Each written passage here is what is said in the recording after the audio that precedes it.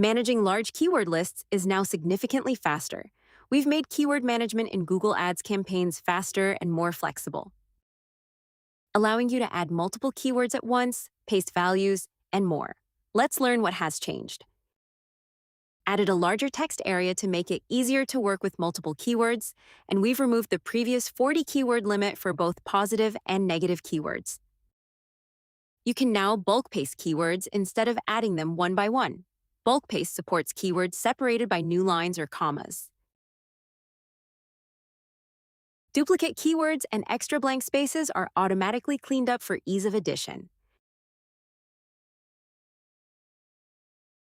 Let's learn how to add positive and negative keywords to your Google Ads management. In the Ad Manager, create a Google campaign. Head to the ad group. Type or paste multiple keywords into the keyword field, separate keywords using new lines or commas. Select the desired match type and click Add. You can bring existing keyword lists in one go, reduce repetitive manual entry, and build more comprehensive Google search campaigns without being restricted by the previous 40 keyword limit. We hope you enjoy it.